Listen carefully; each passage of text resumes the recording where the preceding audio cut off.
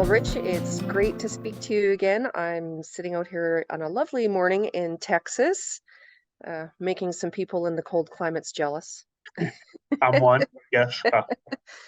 So let's talk about the Fed and what they did last week. Okay, well, that's gonna be a short answer.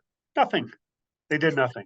As everyone expected, they left rates unchanged. So they continued this pause to further evaluate data, et cetera. And there were a few comments in the Q&A where the Fed came out, and I think he basically misinterpreted some key data. He basically said that consumer spending is up.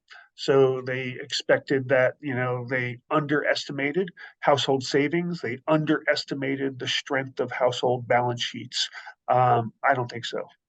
This is not an indicator that household balance sheets are strong. What's happening here is spending is up because people are buying the same things they needed last year, and every bit of it costs more. That's why spending's up, period. And they can't tap into their home equity lines anymore. They're tapping into their credit cards to the tune of over $1 trillion. That's not healthy.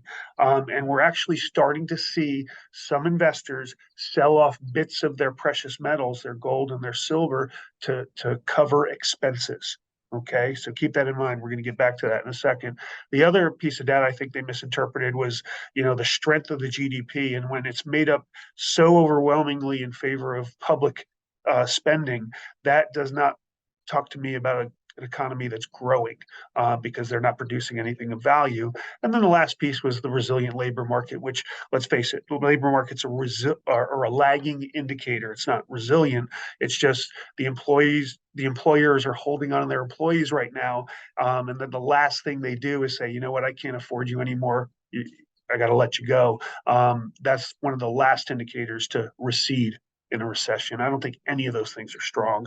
And I if they underestimated the strength, I think they're off base again. They're probably just as sure as they were of transitory as they are of the strength of households' balance sheets right now. So, in terms of precious metals and how gold and that fits into this situation, who is buying gold and who is not buying gold? Yeah, that's a good question.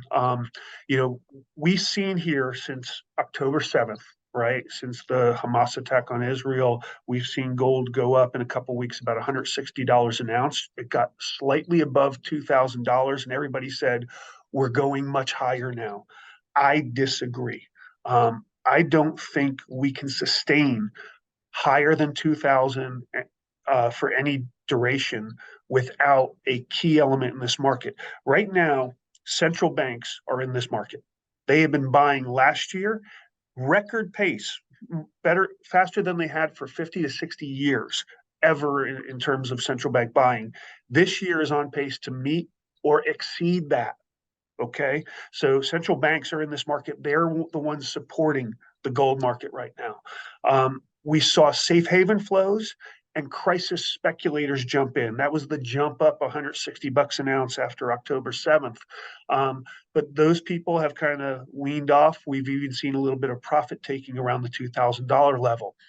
In my opinion, this market doesn't go higher without the mainstream investor being part of this market. And like I said earlier, we're not seeing them get into the market right now.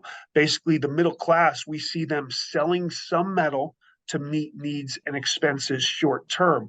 Now, high end investors are in this market. They're not feeling the pinch of this economy, but the middle class is. I am a firm believer right now that the Fed has already broken bank balance sheets. We got a taste of it first quarter. I don't think we're done seeing the carnage on the bank balance sheets, especially when there's more delinquencies going to be on the rise from the individuals and when commercial paper starts walking on real estate, when they're faced with, wait, I need to refinance this building at a much higher rate and it's empty and I've got no revenue coming in. I think that's going to be a major stress on bank balance sheets. So I think the Fed has already broken bank balance sheets, and I think they are in the process of breaking the back of the middle class and completely misinterpreting what's going on there. How's that for a wonderful happy tiding? Yeah. So let's end off on something positive with that, the obliterated middle class, because we see it, we know what's happening. Yeah. What can that middle class do, Rich? Well, obviously, you got to do your best not to rack up debt. Don't follow the example of the government. I say as much as you can, follow the example of central banks. They are shedding dollars for gold, not completely, but they're certainly upping their allocation to gold and decreasing their allocation to dollars. I think we should follow their example and become our own central banks. I'm not a fan of chasing gold prices higher for fear of missing out, because the long term tells us that buying gold for the right reasons is always going to pay off when measured in mismanaged currency, right? But I'm also not one to stay out of the market because I feel like I it rose too quickly and now it's too expensive. That can't be true either, not in my opinion. So I say just work your plan, do your very best, concentrate on your needs, not your wants, right? Take care of what you have to, save anything you can, and put a portion of that into precious metals. And I think you're going to be in much better shape in the long term. I think just to add on to that, a lot of people have a misconception that they have to have enough money maybe to buy 1 ounce of gold, or enough, that you have to buy it that way. And there are options for those who don't have that right at their hand. So I would encourage you to reach out to us and we can connect you with Rich, and he can help you out and put a plan together.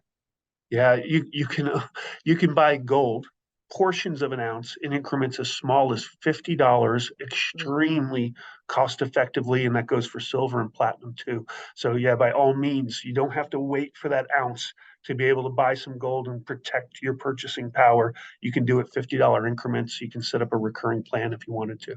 Great point. Thanks.